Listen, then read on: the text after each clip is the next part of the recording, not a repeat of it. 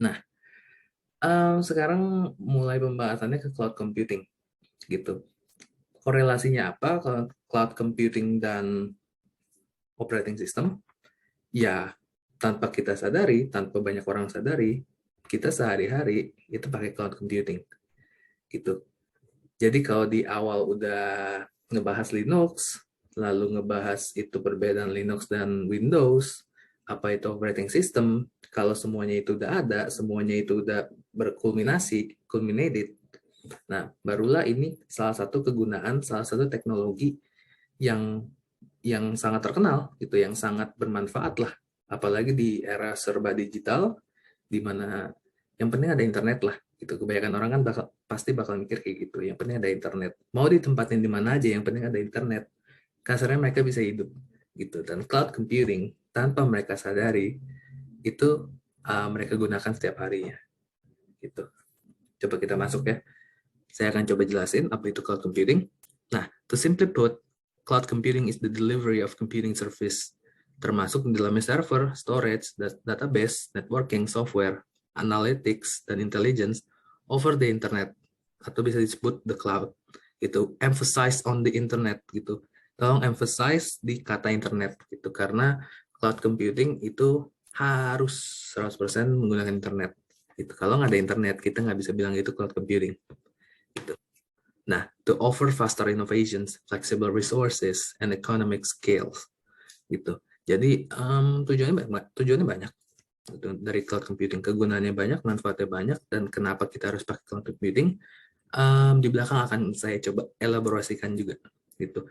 Nah, sebagai gambaran kecil, sebagai gambaran awal nih ya, coba saya jelasin apa itu sebenarnya sih cloud computing, gitu. Kita andaikan di sini di layar itu ada 1 sampai 5 kan, gitu. Anggaplah 1 sampai 5 itu 5 orang. 5 orang, ya. Orang pertama, orang kedua, orang ketiga, orang keempat, orang kelima. Lalu orang pertama punya PC, orang kedua punya PC, orang ketiga sampai kelima punya Android, gitu. Mereka mau mengakses satu folder yang isinya itu ribuan file, gitu. Nah, bayangin kalau satu folder itu cuman ada di satu komputer, satu device, satu hardware.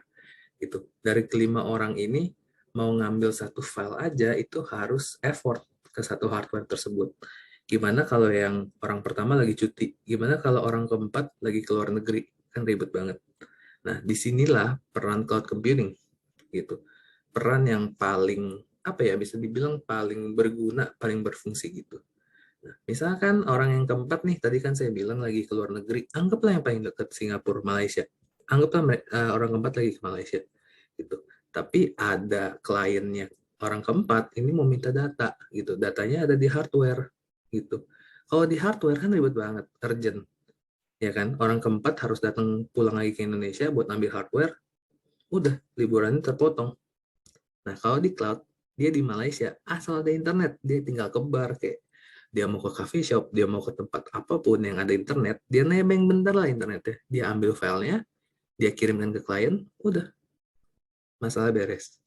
Gitu. Jadi itu fungsionalitas paling paling berfungsi lah ya, paling bermanfaat lah dari cloud computing. Itu kayak gitu.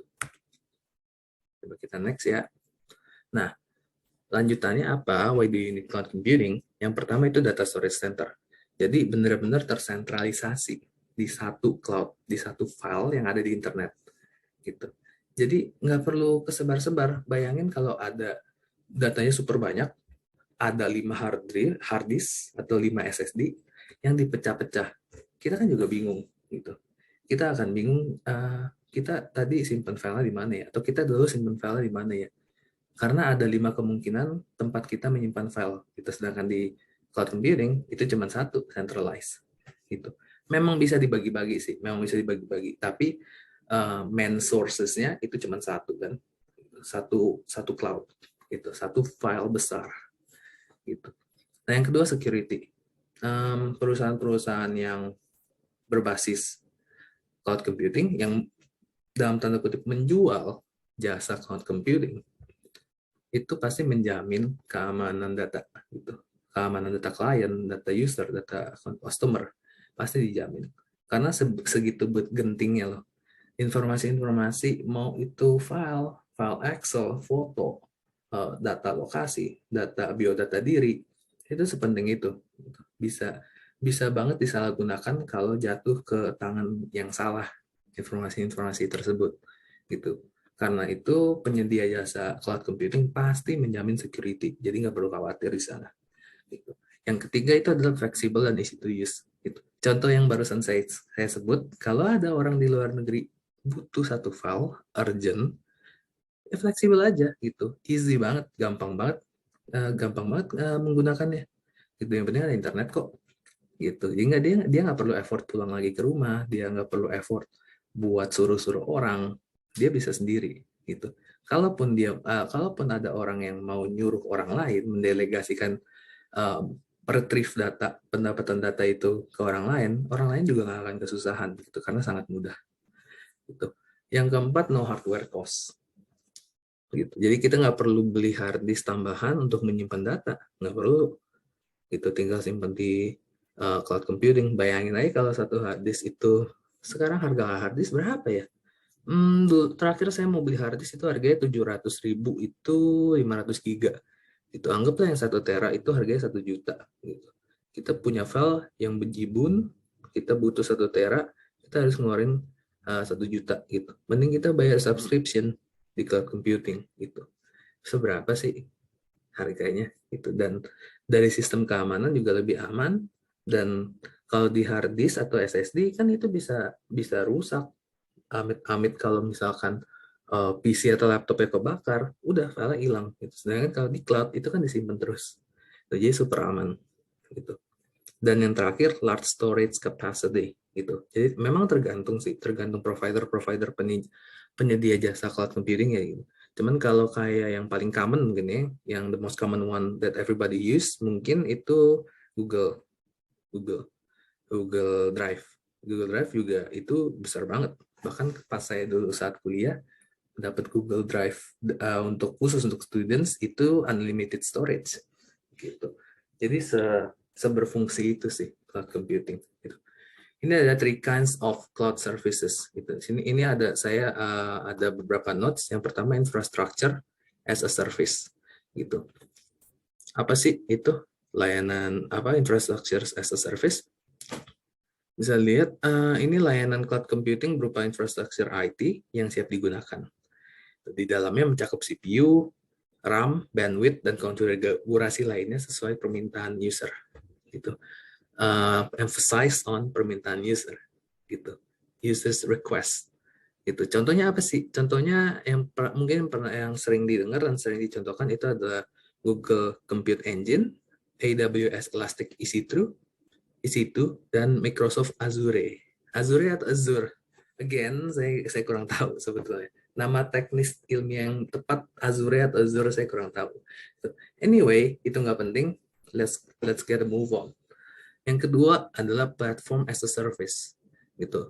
Itu apa sih? Itu layanan cloud computing berupa platform siap pakai. User bisa menyewa platform tersebut untuk keperluan pembuatan aplikasi lainnya. Atau sejenisnya. Gitu. Contohnya apa? Itu Google App Engine, AWS Elastic, dan Heroku. Yang terakhir, last but not least, software as a service. Ini bisa jadi yang paling sering digunakan dan paling diketahui sama orang-orang sih. Gitu. Jadi layanan cloud computing berupa software di mana user bisa langsung menggunakannya tanpa harus tahu teknis dan pengolahan datanya. Itu contohnya apa? Google Mail. Gitu. Google Mail, Google Sheet, Google Docs. Di banyak perusahaan udah pakai Google Mail. Gitu karena daftarnya mudah, mungkin lebih mudah sih ya daripada yang lain. Daftarnya juga mudah dan company base-nya itu adalah Google gitu. Perusahaan terkuat di dunia. Kalau yang terkaya kan Apple, terkuat udah pasti Google. Karena data kita semua ada di Google. Gitu. Lalu saya lanjut.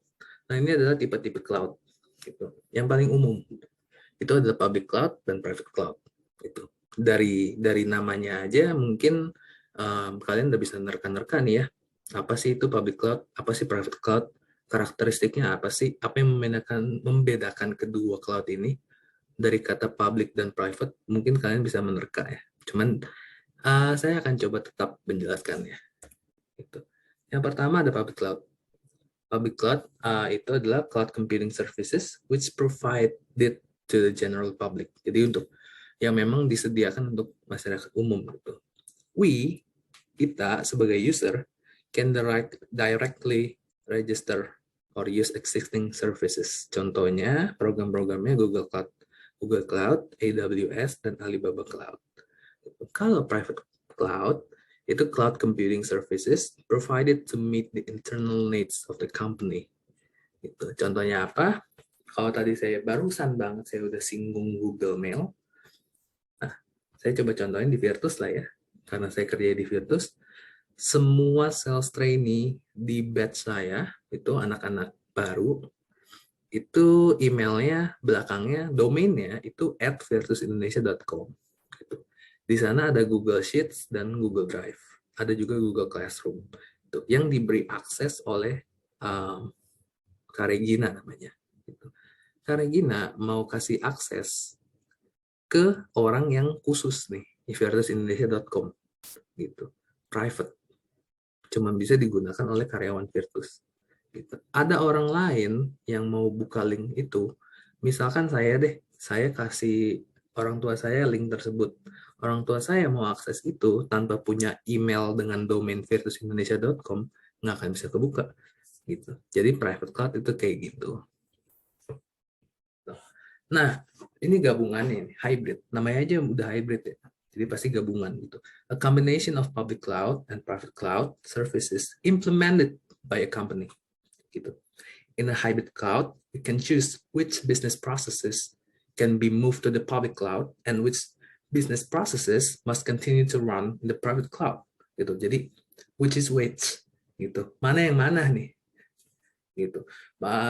Bisnis proses mana yang bisa diarahkan ke publik atau dan bisnis proses manakah yang tetap harus berjalan menggunakan private cloud gitu. Jadi memang udah ditentuin sih hybrid cloud itu. Gitu. Jadi memang benar-benar kegunaannya untuk seefisien itu sih. Mana yang bisa dioper ke public cloud, oper aja gitu. Jadi pemanfaatannya juga mungkin lebih kompleks. Nah, sekian dari saya. Saya berharap apa yang saya sampaikan bisa berguna sih, gitu. Mohon maaf kalau banyak kesalahan kata, kalau banyak kesalahan intonasi, pembawaannya kurang menarik. It's time to learn. Saya bakal terus belajar dan mohon feedbacknya, gitu. Thank you semua. See you next time. Bye.